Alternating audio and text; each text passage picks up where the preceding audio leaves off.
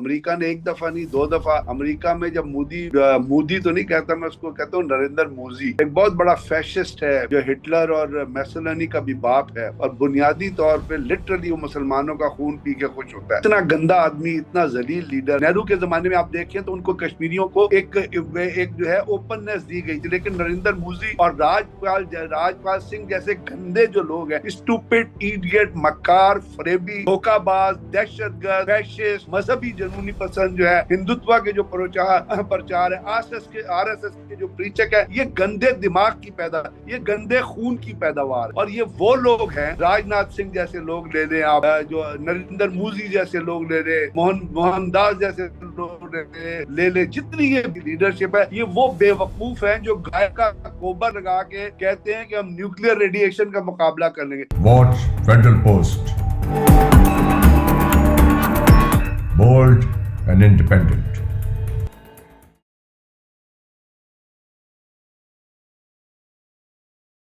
السلام علیکم، میں ہوں حسن ظفر، یہ ہے پروگرام ٹاکنگ پالیٹکس۔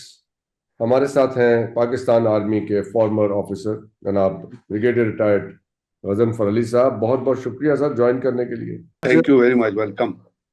آپ کو آج تکلیف اس لیے دی ہے کہ سر انڈیا کے ڈیفنس منسٹر راج ناتھ سنگھ نے ایک بہت گرم سٹیٹمنٹ دی ہے، بہت ڈسکس ہو رہی ہے یہ چیز انڈیا کے میڈیا میں۔ انہوں نے کہا ہے کہ پاکستان آکوپائڈ کشمیر، جیسے وہ کہتے ہیں آزاد کشمیر کو، وہ فورن ٹیریٹری ہے، is nothing but foreign territory for Pakistan being used to run terror camps. اور اگر پاکستان نے یہ سب کچھ نہ بند کیا، ٹیررزم نہ بند کیا، تو dot dot dot what is this dot dot dot, کیا وہ اٹیک کر دیں گے پاکستان پہ، جیسے انہوں نے یہ بالا کوٹ والا حملہ کیا تھا اور منہ کی کھا کے گئے تھے؟ What can they do, frankly speaking, militarily, if India wants؟ اگر ان کے سر پہ کوئی ایسی چیز سوار ہو جائے، کیونکہ آج کل وہاں پہ بہت دکھی ہیں وہ ٹرمپ صاحب نے اپنی انوگریشن پہ نہیں بلایا مودی صاحب کو، تو ظاہر ہے ان کی پوزیشن بہت خراب ہوئی ہے ڈومیسٹکلی۔ تو اب ایسی باتیں کر کے یہ بھڑکا رہے ہیں، مطلب یہ اب اس سائڈ پہ ذرا اپنے عوام کو دکھا رہے ہیں کہ ہمارے اندر بہت دم ہے، کہ ان کے اندر کوئی دم ہے بھی؟ واٹ از آل دس؟ بہت بہت شکریہ ظفر صاحب، بسم اللہ الرحمن الرحیم۔ یہ راج ناتھ سنگھ کی طرف سے پہلی دفعہ یہ بات نہیں ہوئی ہے، اس سے پہلے میرا خیال 2-3 دفعہ وہ ایسی سٹیٹمنٹ دے چکا ہے، اور اس کے ساتھ ساتھ اس نے بلکہ اپنا نیوکلیر اٹیک کی بھی ایک سٹیٹمنٹ دی تھی، اور ساتھ ساتھ اس کے اندر آج جو ہے وہ انڈین آرمی چیف بھی غالباً شامل ہو گیا ہے، جو رپورٹ آ رہی ہے کہ اس نے بھی کوئی ایسی بات کی ہے، کہیں کوئی سٹیٹمنٹ دی ہے ٹیررزم کے حوالے سے۔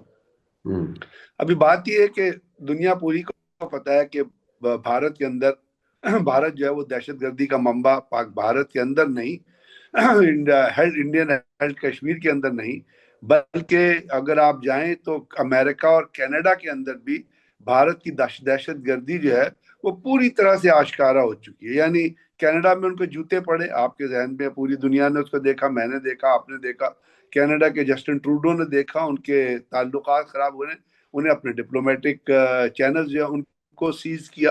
اس کے بعد آپ نے غور کیا ہوگا امریکہ نے ایک دفعہ نہیں 2 دفعہ، امریکہ میں جب مودی تو نہیں کہتا، میں اس کو کہتا ہوں نریندر موزی، ایک بہت بڑا فیشسٹ ہے جو ہٹلر اور میسولینی کا بھی باپ ہے، اور بنیادی طور پہ لٹرلی وہ مسلمانوں کا خون پی کے خوش ہوتا ہے۔ اتنا گندا آدمی، اتنا ذلیل لیڈر۔ وہ ٹھیک ہے انڈیا کے اندر جو پروگریس ہو رہی ہے وہ منموہن سنگھ کی وجہ سے آپ دیکھ رہے ہیں، جو بہت ہی پروگریس بھی کیا ہے، معذرت چاہوں گا قطع کلامی کی، وہ پروگریس بھی کیا ہے؟ انڈیا نے کوئی گاڑی بنا لی، کوئی انڈسٹریل بیس بنا لی، کوئی کچھ نہیں بنایا۔ امریکہ کا میں کہہ رہا ہوں بنا رہا ہے پورا انڈیا، اور میں کہہ رہا ہوں کہ ان کے فورن ایکسچینج نہیں، چونکہ ان کے فورن ایکسچینج ریزرو ریمیٹنسز آ رہی ہیں، اور رشیا کا تیل بیچا ہے تو فورن ایکسچینج بن گیا۔ تو مطلب یہ ہے جو چیزیں ہیں وہ اپنی جگہ پہ موجود ہیں، لیکن جو ان کی ڈومیسٹک پالیسیز ہیں ان کو آپ دیکھیے، سکھ وہاں پہ پریشان ہیں، ان کے ساتھ جو کچھ ہوا آپ نے دیکھا۔ انڈیا کی 38 ڈسٹرکٹس ہیں جو ریڈ کوریڈور ڈکلیئر ہوئی ہیں، جہاں پہ انڈین آرمی اور انڈین لیڈرشپ جا نہیں سکتی۔ دلت کے خلاف وہ دہشت گردی کرتے ہیں، میزورام کے خلاف دہشت گردی آکوپائڈ کشمیر میں جو انہوں نے دہشت گردی کی فضا کہی ہے وہاں پہ تقریباً 12 جو ہیں وہ anti terrorism anti humanity laws انہوں نے امپوز کیے ہوئے ہیں.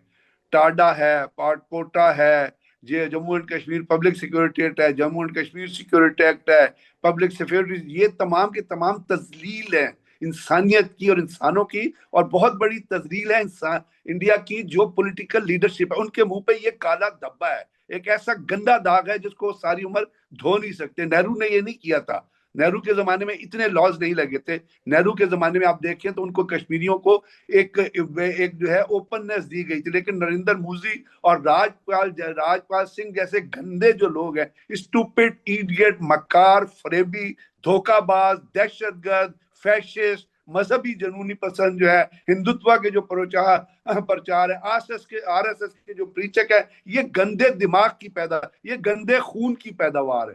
اور یہ وہ لوگ ہیں, راجناتھ سنگھ جیسے لوگ لے لیں آپ, جو نریندر مودی جیسے لوگ لے لیں, موہن داس جیسے لوگ لے لیں, جتنی یہ کی لیڈرشپ ہے, یہ وہ بے وقوف ہیں جو گائے کا گوبر لگا کے کہتے ہیں کہ ہم نیوکلیئر ریڈیشن کا مقابلہ کر لیں گے. یہ وہ بے وقوف اور ذلیل اور کمینے لوگ ہیں جو کہتے ہیں کہ جی تاج محل کے نیچے جو ہے ایک اور مندر جو ہے وہ پوشیدہ ہے. یہ وہ لوگ ہیں جن کو بنیادی عقل سے, یہ وہ لوگ ہیں تاج محل سے تو یہ اتنا فورن ایکسچینج کماتے ہیں, اتنا ٹورزم ہے, اسے یہ بھی وہ گرا لوگ دیں. ہیں جن کے خلاف انڈیا امریکہ میں ایف آئی آر کرتی ہے. یہ بتائیے نا تو نریندر مودی کے خلاف امریکہ میں بریگیڈیئر صاحب, یہ بتائیے کہ ان کی ملٹری پاور اس وقت کہاں کھڑی ہوئی ہے؟ وہ جو ان کے فورتھ جنریشن بنانے کی کوشش کر رہے ہیں. آپ کو ذرا آواز آ رہی میری؟ میں آپ سے گزارش یہ کر رہا ہوں کہ اس وقت ان کی ملٹری پاور کہاں کھڑی ہوئی ہے؟ جو وہ آ رہی ہے. سوال یہ سر کہ ان کی ملٹری پاور کہاں کھڑی ہوئی ہے؟ وہ جو سب کو آنکھیں دکھاتے ہیں اور بڑی بڑی باتیں کرتے ہیں, یہ بڑکے مارتے ہیں. فورتھ جنریشن فائٹر تو ان سے بن نہیں رہا ایک ڈھنگ کا. حسن صاحب, یہ تیجا جو بنائے ہیں وہ کب سے وہ منصوبہ چل رہا ہے. Do they have the gut؟ یہ پتہ نہیں یہ کس بنیاد کے اوپر ایسی گیدڑ بھپکیاں ہر آدمی کے ساتھ یہ اس طرح کی گفتگو کرتے ہیں. Don't they know themselves؟ دیکھیے نا رسل صاحب, میں نے ان کی سائیکالوجی تو میں نے آپ کو بتا دی نا. جب پیدا ہوئے تھے تو ان کی گھٹی میں جھوٹ کا ایک اور دہشت گردی کا ایک وہ ان کے ماں باپ نے ڈالا تھا, وہ اس کو لے کے چل رہے ہیں. اب Rajnath Singh is a crackpot, he is not a normal human being, psychopath ہے وہ. اس لیے اس کے منہ سے ایسی چیزیں نکلتی ہیں. The way he behaved in اسلام آباد جب وہ آپ یہاں آئے تھے, یہاں سے اٹھ کے چلے گئے تھے, یاد ہے آپ کو the way he behaved؟ جی بالکل بالکل. اب میں آپ کو پریکٹیکل اگزامپل دے دیتا ہوں نا, پریکٹیکلی چیزوں کو دیکھنا چاہیے. انہوں نے آ کے پاکستان کے اوپر حملہ کیا تھا, وہ جو بالا کوٹ کے اندر جو اسٹینڈ آف ڈسٹینس سے فائر کیا تھا.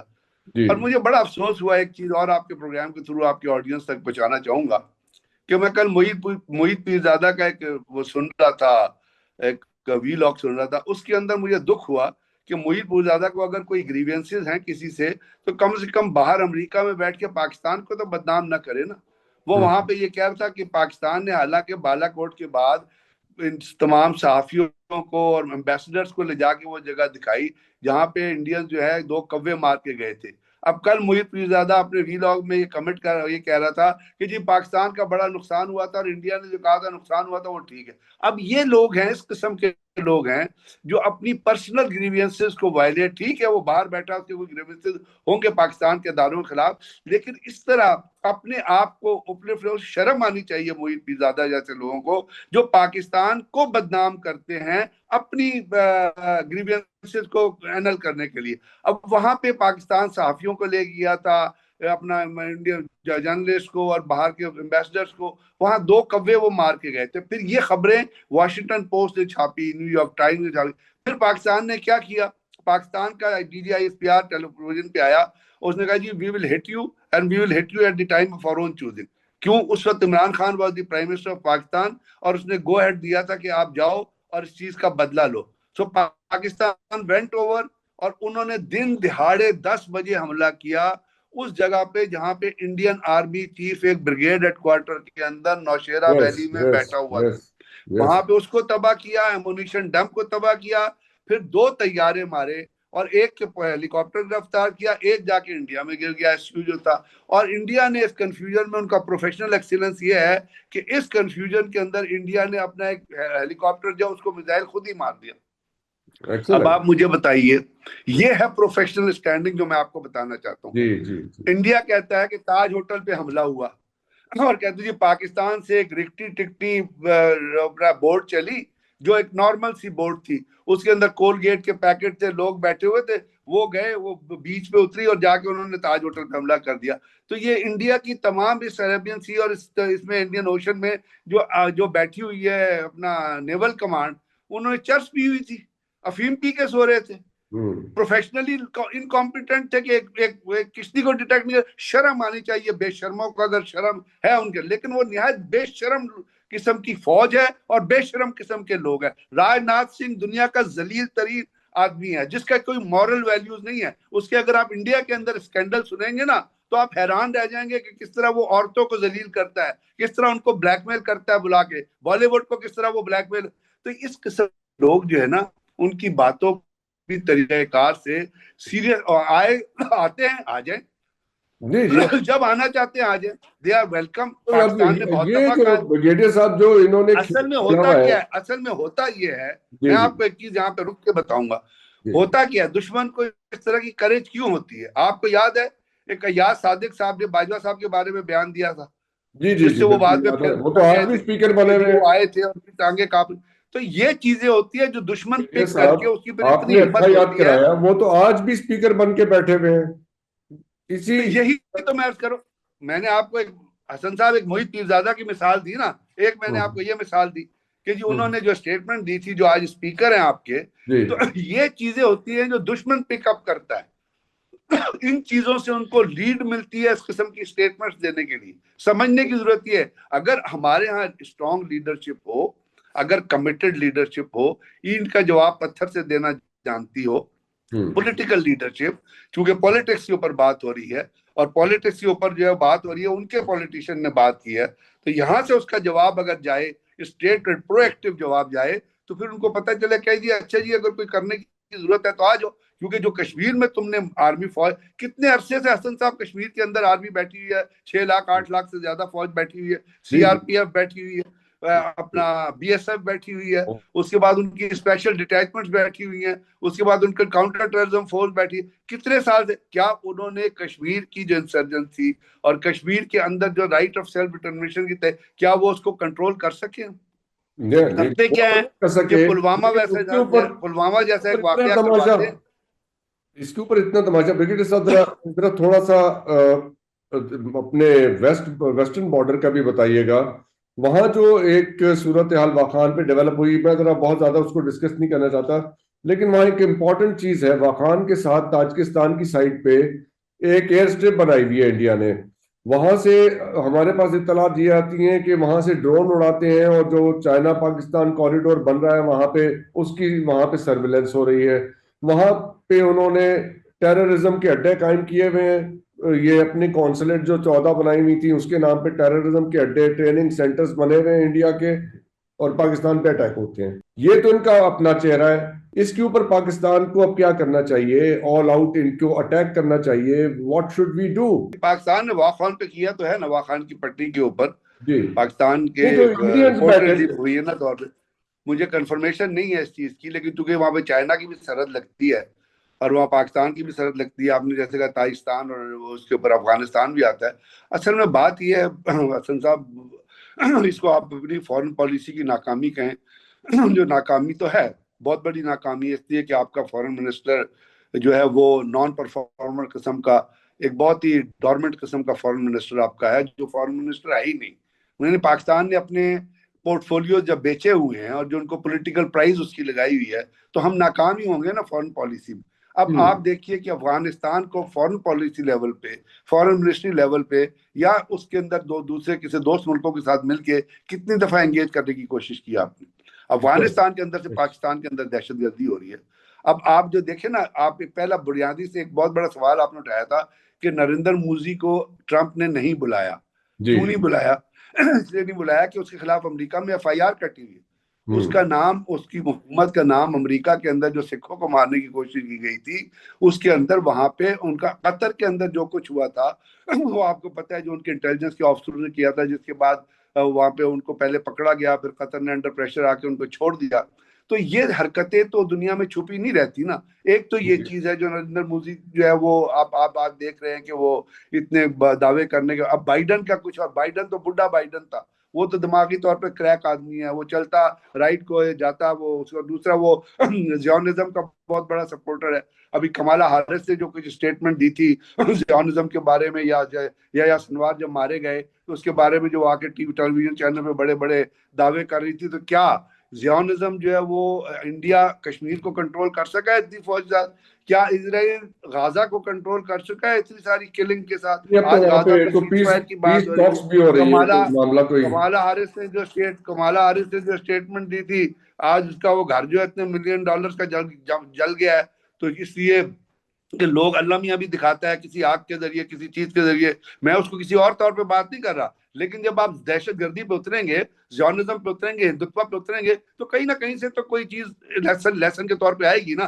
تو اب یہ چیزیں جو ہیں ملیٹریلی جو چیزیں ہیں, اگر اس کو پولیٹیشین اس طرح ایکسپلائٹ کرنے کی کوشش کریں گے تو پھر ملیٹریلی یہی کہا جائے گا کہ آؤ جی آؤ. برگیڈیئر صاحب دو بہت اہم باتیں کی ہیں. ایک تو اپنے جو کرنٹ گورنمنٹ ہے اور یہ ہماری جو فورن پالیسی چلا رہے ہیں ہمارے فورن منسٹر, وہ کہیں نظر ہی نہیں آتے. اور پھر یہ, اور آپ نے میڈیا کا بھی کیپیسٹی نہیں ہے نا ان میں, ایک جرنلسٹ کیپیسٹی نہیں ہے ان میں. پاکستان کو خدا جانے اب ان کے مائنڈ میں کیا تھا, وہ تو خود ہی ایکسپلین کر سکتے ہیں. تو اب یہ مجھے سب کہتے ہیں کہ میں I am a pro military person, مجھے بتائیں کہ میں کیسے نہ کروں یہ بات, جب میں یہ دیکھ رہا ہوں کہ پرسوں army chief general Asim Munir صاحب پشاور جاتے ہیں, اس سے پہلے ہمارے D G I S I Tajikistan جاتے ہیں, وہ وہاں پہ جا کے معاملات کو دیکھتے ہیں. وائی ناٹ آر ڈیفense منسٹر, کیوں جانا پڑ رہا ہے آرمی چیف کو پشاور معاملات ڈیفنس کے دیکھنے کے لیے؟ ڈیفنس منسٹر کیوں نہیں جا رہے؟ کیوں جانا پڑ رہا ہے ڈی جی آئی ایس آئی کو تاجکستان؟ فورن منسٹر کیوں نہیں جا رہے؟ سو وین یہ جب یہ پکچر ہوگی ہمارے سامنے, تو میرے پاس تو کوئی چوائس نہیں رہ جائے گی کہ میں اس پولیٹیکل سسٹم کو کرٹیسائز کروں. حسن صاحب, جو آپ کا فورن منسٹر جو ہے, جب یہ فائنانس منسٹر تھا, تو آپ کو پتا ہے کہ انہوں نے کیا فائنانس کا بیڑا غرق کیا تھا پاکستان پہ, جی یاد ہے نا؟ مطلب میں نہیں کہہ رہا, آپ خود اٹھا کے دیکھ لیے ڈالر کہاں پہ گیا تھا یہ فائنانس منسٹر, پاکستان کے قرضے کہاں پہ گئے تھے, پاکستان کے لوگوں کی جو آج حالت ہے وہ PDM2 کی وجہ سے ہے نا. ادروائز اس سے پہلے تو 230 روپے پیٹرول, 280 روپے پیٹرول ہی تھا, ڈالر 300 روپے سے کراس نہیں کیا تھا. یہ صرف اسی بشار ڈال کے زمانے میں کراس ہے نا. اب جب ایک دکھ کی بات تو یہی ہے نا, میں آپ سے جو عرض کر رہا تھا کہ دکھ کی بات یہ کہ پاکستان میں انسٹیٹیوشنز کو, اداروں کو, منسٹریز کو سیاسی رشوت کے طور پہ بیچ دیا جاتا ہے. جب آپ سیاسی رشوت کے طور پہ اداروں کو بیچیں گے تو وہاں پہ قابل لوگ نہیں آئیں گے, وہاں پہ اسی ایسے ٹکے ٹوکری کے لوگ آئیں گے جن کی نہ بیسک سینس ہے, نہ عقل ہے, نہ سوچ ہے, نہ ویژن. فورن منسٹری ایک بڑا ٹیکنیکل جاب. ہمارے ساتھ تھے بریگیڈیئر غضنفر علی صاحب, یہاں تک کی گفتگو روکیں گے. اجازت دیجیے, خدا حافظ. پاکستان زندہ باد.